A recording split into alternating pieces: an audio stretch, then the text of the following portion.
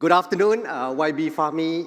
On behalf of Maybank and Bursa Malaysia, a very warm welcome to Invest Malaysia, and thank you for being here with us today.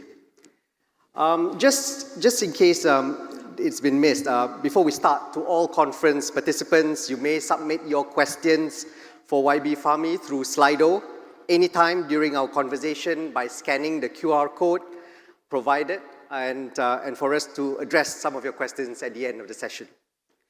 So YB, just to set context first, I think building a thriving digital economy is an aspiration of most government.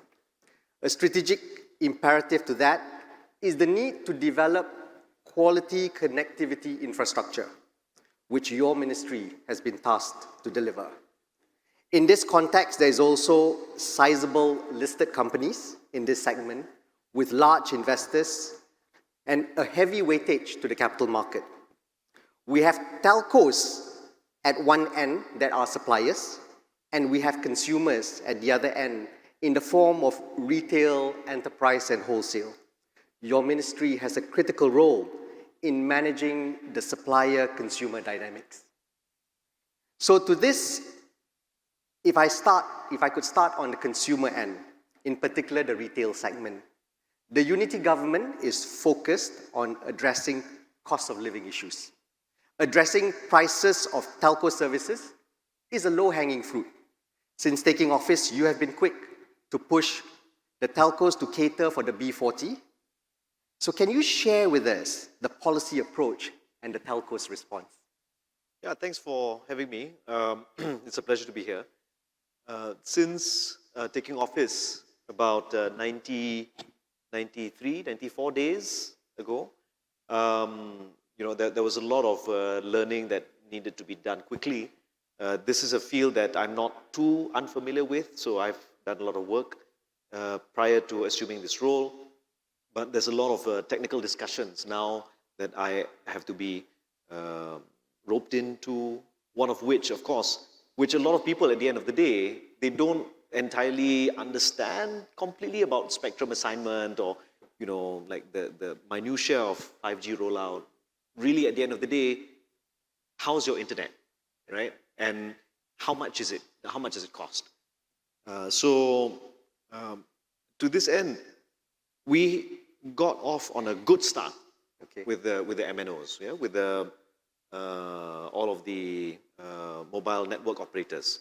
And I'm very happy to say that because one of the first few things that the Prime Minister announced was a review of the process on 5G rollout, meant that I have had to build trust and relationship with all parties, DNB included. In fact, after this, I'll be going to the DNB headquarters to meet with the team.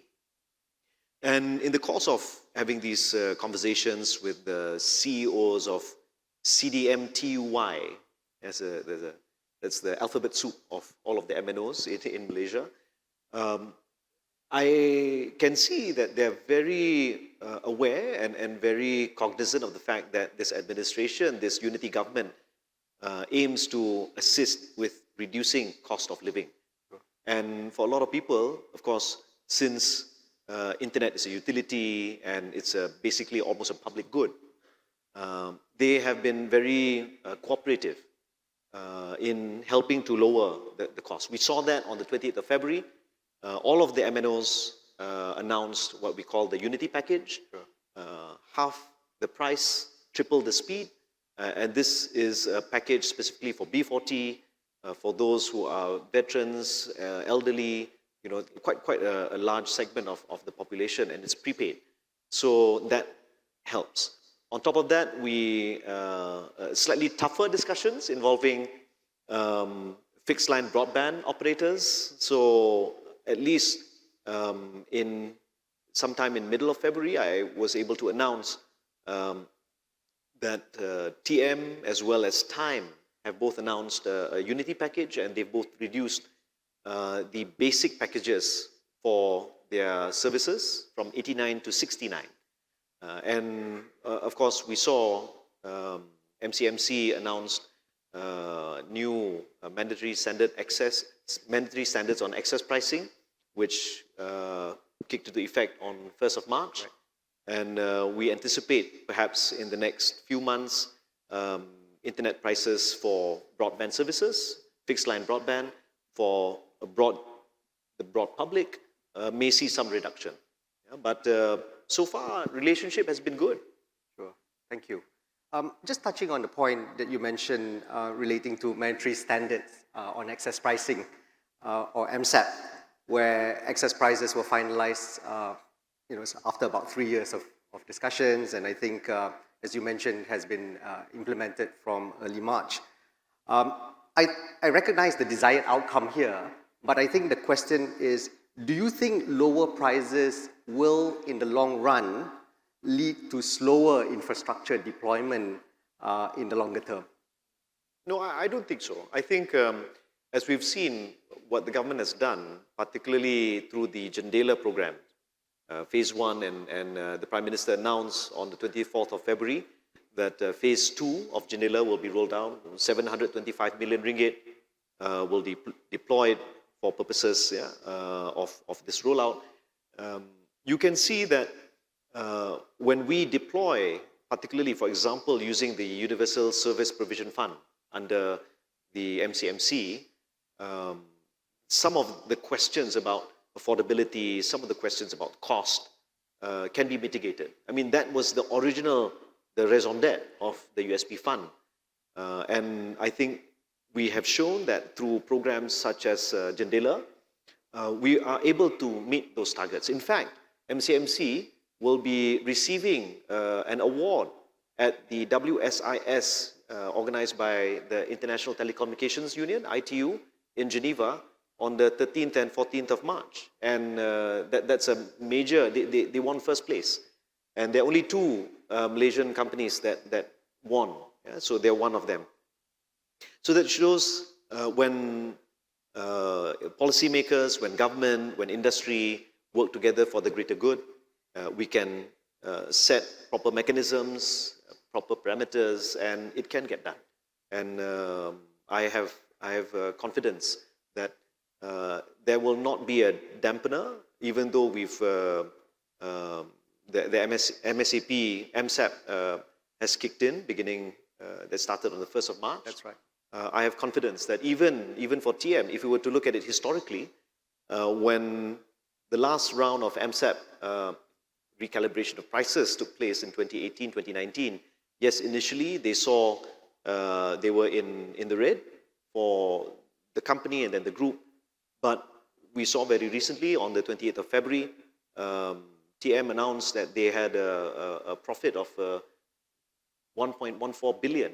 So they went from red to very, very black after a number of years. There will be some recalibration, but I think when we compare prices in the region, for example, so this is one way that the regulator tries to bring things a little bit more balance, yeah, particularly for consumers. Thank you. If I could move into network quality, there's a lot of public complaints about poor service quality of basic utilities. And do you think telcos are doing enough to maintain service quality? And how will your ministry be looking at improving service quality? Yeah, I think one very interesting side effect of the 5G rollout discussions, which is taking place now, I'm very happy to share that people who used to be, to look at each other as natural competitors, and, for the first time, in fact, they had some, they have to cooperate. And they've been able to do that. And initially I thought, wow, can you really sit all of these major MNOs? But generally there was broad industry-wide consensus, yeah, on several things, which means that when they understand there is a demand, particularly in terms of the greater good for the country, they are able to cooperate. So I think when it comes to quality of service, in fact, now several countries are not only talking about quality of service, they're talking about quality of experience. It's one thing to be in a place where you have coverage. It's a completely different thing if you have 1 or 4 bars in that coverage. Yes. And it's one thing to, in Klang Valley, like outside of say, Stadium Bukit Jalil, you have access, but when you're with 60,000 blinks watching Blackpink and you have no line, that's poor quality of service, right?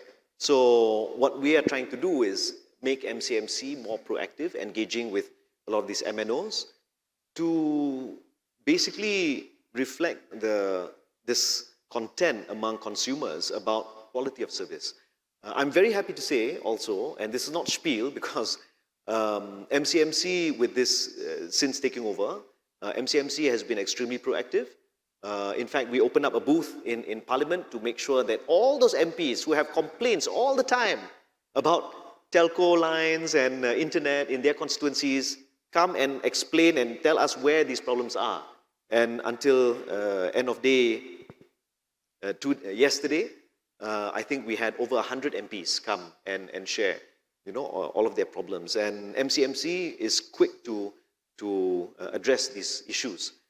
Our problem is in what I call, we have two essential problems. One is for the last 3% of populated areas, and this is where we will need to deploy things like satellites or TV white space, several different technologies to make sure that communities are connected. But for 97% of the population, it's about looking at technologies such as mobile operator core network, MOCN, which we saw its performance in the early stages of the 5G rollout. And that's actually curiously, a very good platform for network sharing. So I've instructed MCMC to work together with the MNOs. By June of this year, I want this matter solved. Okay, brilliant. You mentioned a bit about digital inclusivity in terms of rural telco infrastructures, and I think that remains to be subpar. And I think the question that I want to ask is the ministry looking to accelerate rural infrastructure deployment?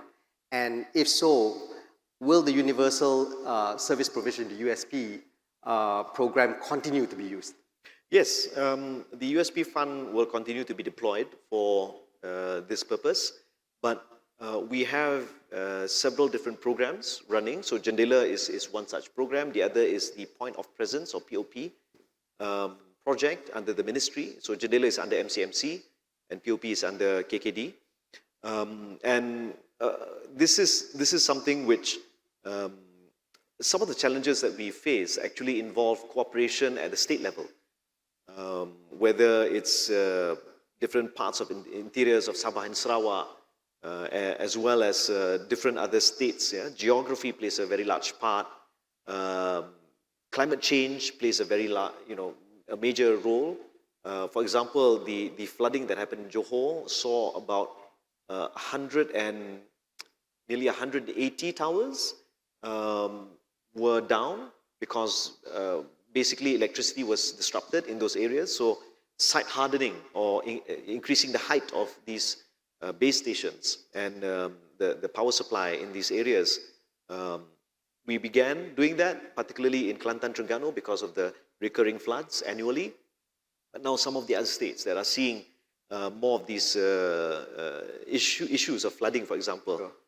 So telcos are being very cooperative, and they have a kind of sharing arrangement with other MNOs to make sure that all these sites are secured. So with regards to rural communities, like I mentioned just now, particularly for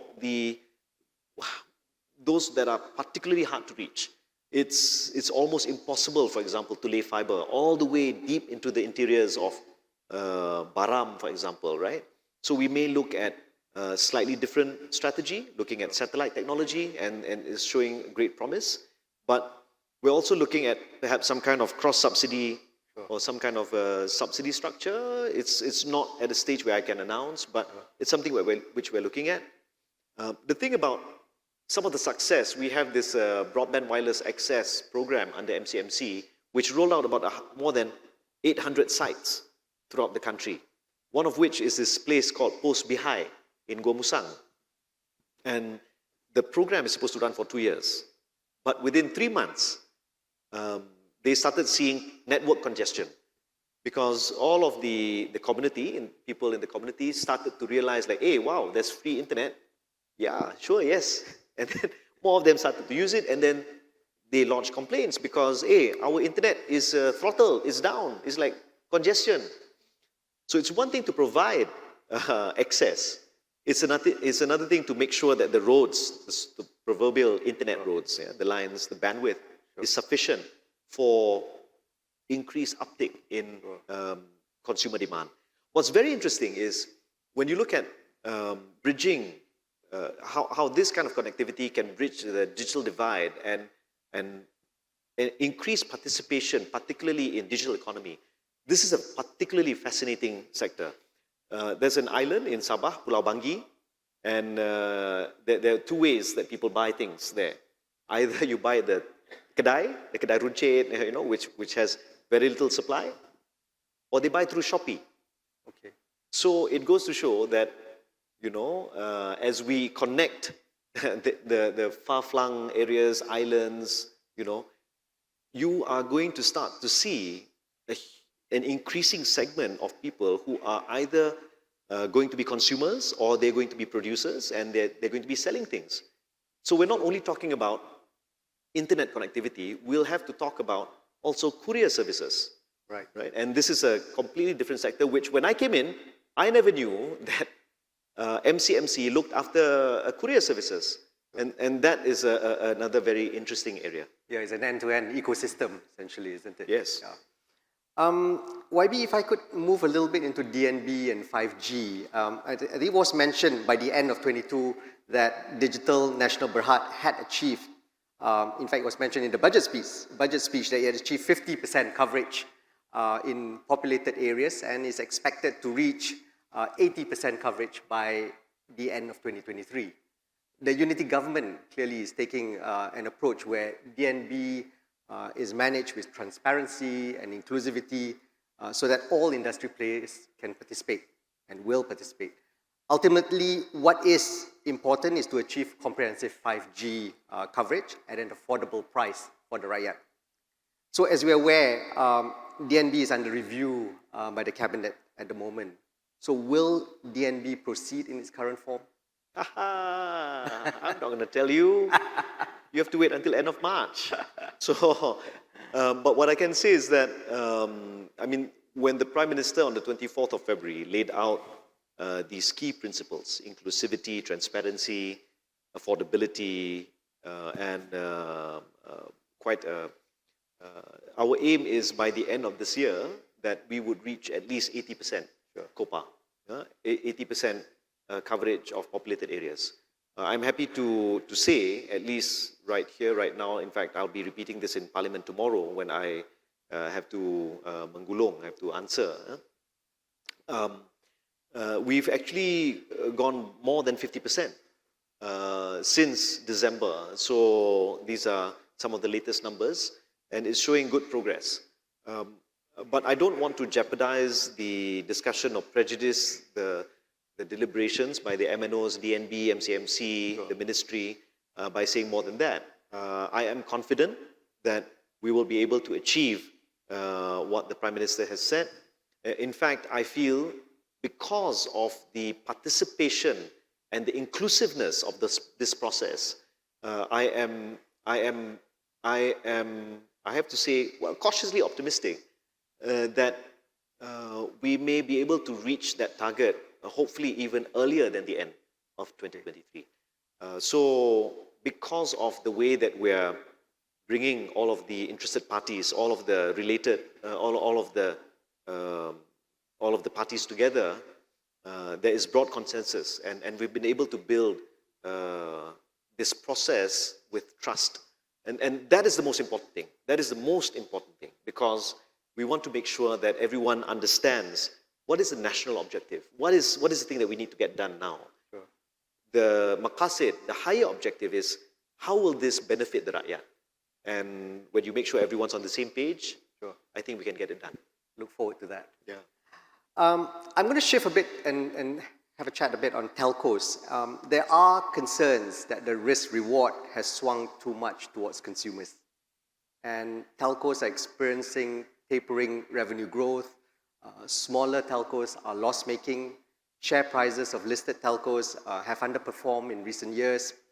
And what is commonly, not commonly highlighted is that there's a sizable rakyat shareholding ownership in listed telcos, be it through EPF, PNB, Co-op, Tabung Haji.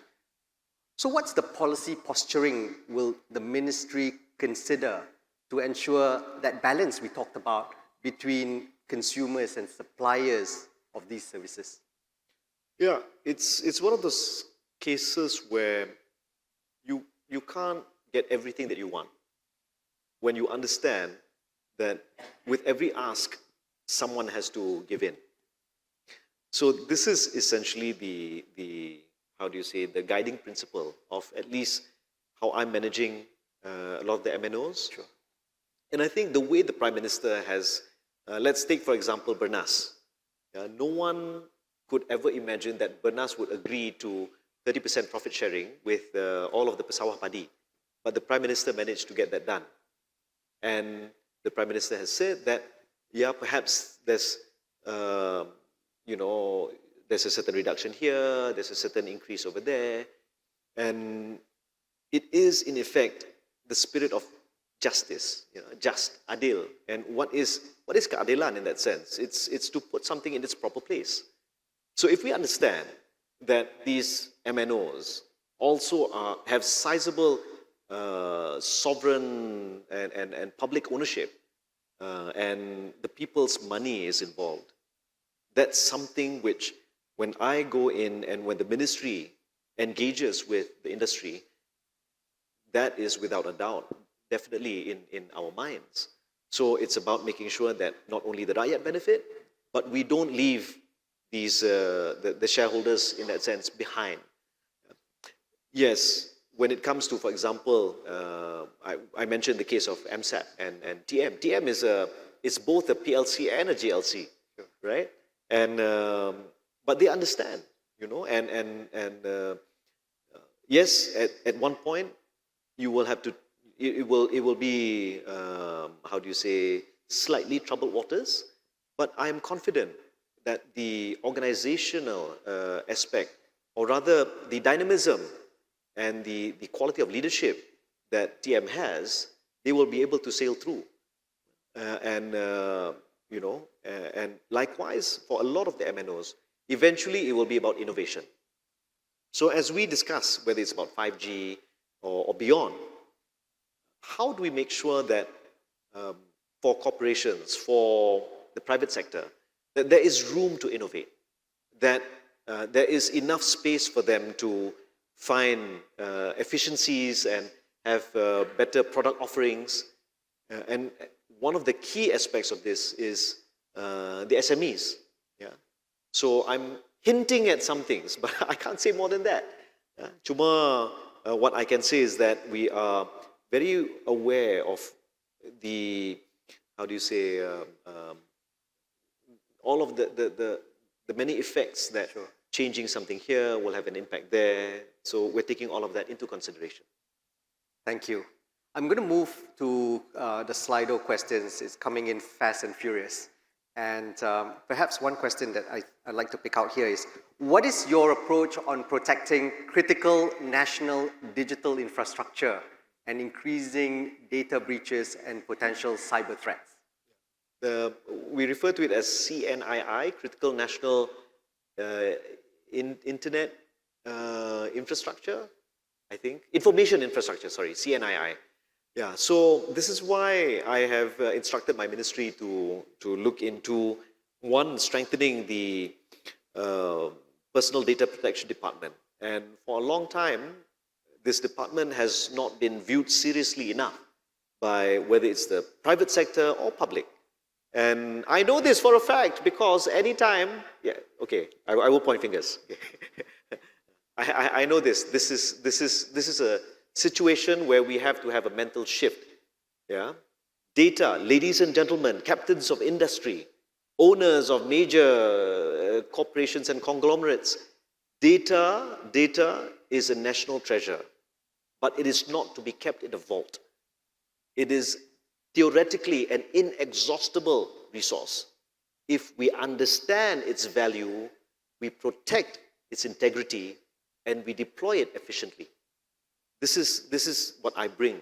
This is how I'm trying to shift the mindset within the ministry. And in order to do that, all of us as data users, as per the current Data Protection Act, Personal Data Protection Act, must play our role to understand that we must be truly custodians of this national treasure, this proverbial, a new age oil, so to speak, right? And as Malaysia will see more and more investments because of our repositioning of the country as a regional data hub, a data center, a center for data centers, I must encourage and invite the private sector to reconsider how we treat our data. Not only that, internally, but across industry and across sectors. Because the data that is derived here could be employed elsewhere. Likewise, data that originates elsewhere could reside here.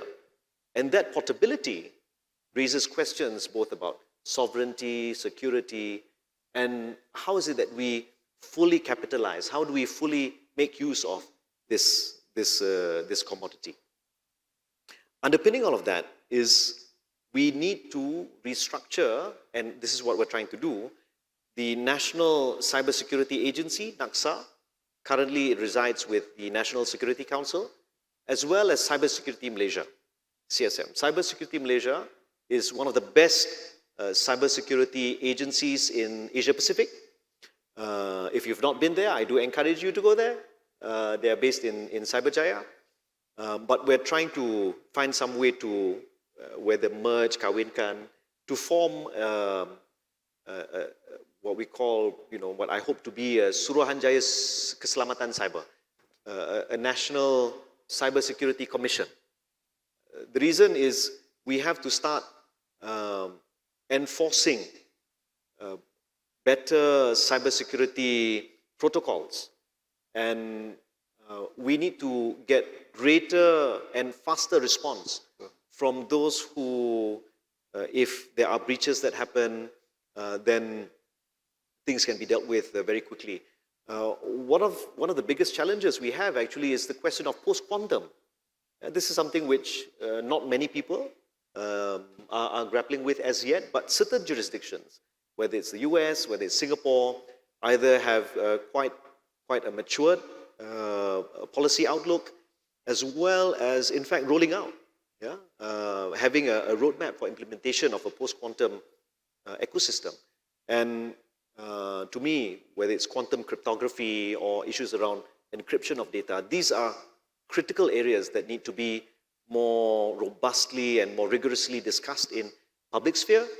But more importantly, government will need to have a greater, regulatory framework to see what we can do to make sure that the data that I was talking about earlier is kept safe, but can be also employed safely. I hope by the time we are able to table Cybersecurity Commission Act, a bill in Parliament, by that time, a lot of what we're seeing right now in terms of data breaches, in terms of scam activities, we can manage to reduce significantly. Thank you. There's a question here that says, can we ensure that Jendela enables all forest areas where the indigenous people live are covered with 4G, please? Equitable access for education and livelihood. Yeah, certain areas like Post Bihai, for example, it may not be possible to fiberize just because of geography. In fact, it may not be necessary if we get the structuring right. And this is where we're talking with many, many parties, whether it's Miasat, Starlink, a whole host of satellite internet service providers. At the same time, we are looking at some possibilities, some options where existing infrastructure, where we could look at current existing infrastructure and how we can leverage to enable access to these sites. We need, from the federal government's point of view, the cooperation of state governments, because land matters falls under state purview, and there are some places, some states, to put a tower, you need to have to deal with 4 permits. Some you need to deal with 14 permits. But we're lucky compared to other jurisdictions where I've met some of the tower companies. They say, "Oh wow, oh you only need 4, 14. Here you need 40." So we are in the process of trying to reduce the paperwork.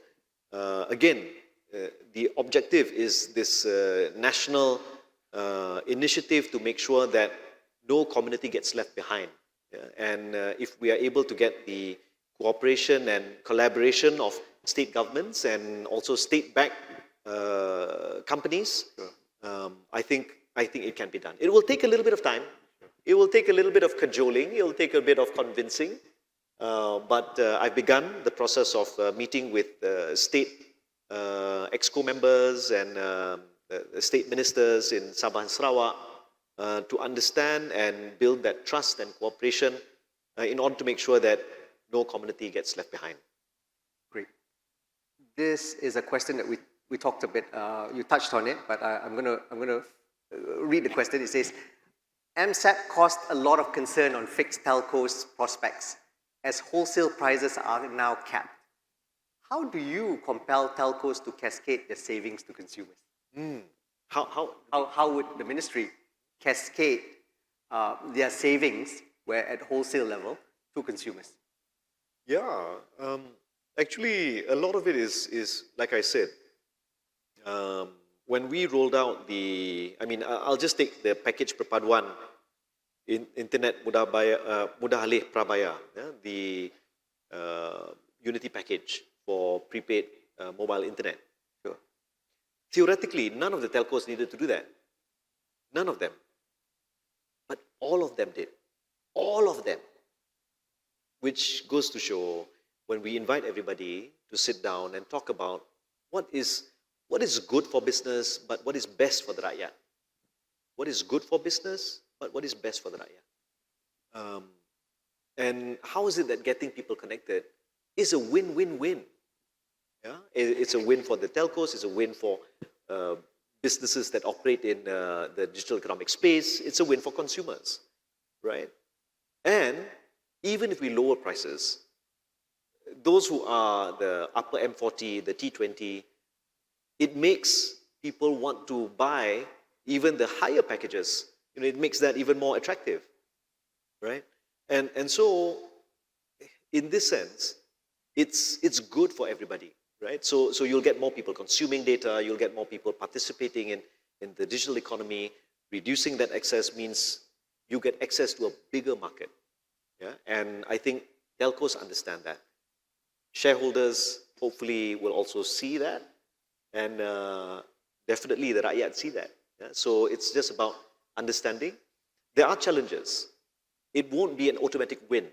We have to work hard, right? And it's about innovating. It's about it's about understanding where your audience is, where your consumers are, and going after them. But balancing to that question, because we've got lots of fund managers in the room, there's a point here that says, YB, combined market cap of 4 telco companies has dropped by 50 billion ringgit since early 2018. This has affected GLIC returns. How does the government balance this in the future? Yeah, the problem is that I'm not a fund manager. I'm a thespian. I'm a theatre maker. I'm a engineer. I'm an ordinary rakyat, right? But I think it can be done. And like I said, what's interesting when you discuss with a lot of MNOs is the opportunities presented by SMEs. And I think most MNOs, when we are able to complete the 5G rollout, will find that there are numerous opportunities, especially in that space, especially when more and more companies adopt IoT, machine learning, and IR 4.0, and I can see that that's where it's going to be, yeah, for a lot of the MNOs. Right now, the government has not stated its position on private 5G networks. Right now, at this point, I'm not saying it's going to change. Neither am I saying it's never not go- is never going to change, right? So that is one interesting space. Yeah, but what's most important right now for the government is to make sure that we reach 80% COPA by end of 2023. Thank you. Will the ministry look to get more out of spectrum fees as a source of government revenue? Yes, definitely. I mean, any money for the government, sans GST, is is good for government, right? So this is something which we're looking at. You know, the thing which, prior to becoming a minister, the thing which I lamented most was how in May of 2020, spectrum assignment was given, the instruments were given out, and then they were retracted. Uh, my position as a opposition MP at that time was that if they had continued, government would have gotten, some revenue from the sale of the spectrum, as well as we would have 5G by now. Whether the rollout is faster, slower, I mean that's smooth. That's something that we can discuss till the cows come home. But I think going forward, spectrum is also a national asset. It's something which the government, MCMC views very. We look at it as a very precious asset. It's something which we will deal with very very dearly. We will part with very dearly. But it's also something with which we can utilize in order to derive revenue. So there are certain things that we are putting in place to look into this, but I'm not prepared to say more than that. There are lots of questions on DNB 5G. I think you've touched on it, but there was one that says, can we put an end to DNB 5G debacle? Huh? Can we put an end to the DNB 5G debacle? InsyaAllah. Berdoalah. Can. You know, I'm like I said, I never expected the MNOs, yeah, to be able to show. It's quite, to me, it's quite heartening lah. It's quite, quite moving. Because you always see them as like, wow, always fighting each other, like, oh, trying to. But generally, there is broad consensus and broad cooperation. So I think we can get it done. It will still be tricky until I bring the MJM, the Memorandum Jemaah Menteri, for cabinet approval. But I'm quite confident. Thank you. There's a question on cabotage policy. Another regulatory topic that has experienced flip-flop in recent years is the cabotage policy, and the submarine cable owners are urging for the policy to be reversed. While not directly under your ministry, what's the government stance on this? Yeah, this is under MOT. I know that during the previous administration, I was the MP who raised this question in Parliament for the Minister of Transport at that time, Anthony Loke also, to announce at that time a shift in the policy, particularly for the purposes of submarine cable repairs. Given that both of us are in the same administration, I'll leave it there. Okay. Yeah. So YB, we're coming to the end of our session, but before we end, I'd just like to ask, you have a heavy but extremely important mission ahead of you in preparing Malaysia for its digitalization journey. What do you hope to have achieved by the end of your tenure as Minister of Communications and Digital? And before we conclude, any last words from you? Well, sounds like I'm laying my legacy. Like so serious. When I came in, I wanted to find out what all of the agencies under the ministry we're doing, what it can do. And in the course of meeting, learning, discussing, and ideating, and thinking through, envisioning future scenarios for the country, I came to realize that this ministry essentially has three key thrusts, so three key areas that we have to look into: infrastructure, security, economy. Infrastructure, like I said, it's about sorting out the last 3%, while fixing the potholes for telecommunications and internet for the 97%. Safety and security, to ensure that we have a more robust Personal Data Protection Act, and also stronger cybersecurity defenses, as well as policy, including thinking through post-quantum, quantum encryption, etc., and economy. Even though in terms of the economy, really, when it comes to the digital space, there are 4 ministries that are kind of relatively in charge. We had a very interesting conversation among the cabinet ministers last week or the week before. Who's in charge? Who's in charge of digital, right? Like, okay, investments, oftentimes it's MITI because of MIDA. But I have MDEC. When it comes to innovation, then it's under MOSTI. Right? And if it's about MITI, MOSTI, there's one more. MITI, MOSTI, me, and Ministry of Economy, that's right. YB Rafizi, who was here earlier, because my digital corp is under Ministry of Economy. So you've got 4 ministers, 4 ministries. But then I reminded the Right Honourable Prime Minister that only one ministry has digital in its name. It's me, the Ministry of Communications and Digital. So when I laid out this vision, these 3 thrusts, these 3 key things that should be the core business of this ministry, and I think about how many of the other ministries are also, have some kind of say or some kind of, so we have to work together. But ultimately, my dream, my vision, my aspiration, my goal is to, if we're able to fix these 2 things, infrastructure and security, then inshallah we can bring home the halal turkey bacon. Yeah? So we can bring home the halal turkey bacon. We can bring in the investments. Not only the Amazons or the Teslas, we can bring in more. Yeah? In fact, we can bring out more. So I mentioned recently that some of our biggest exports, our biggest cultural exports to Indonesia, one of the biggest, biggest markets in ASEAN, right?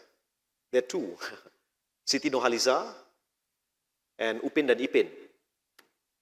And it's huge there. And both, coincidentally, music and animation is under me.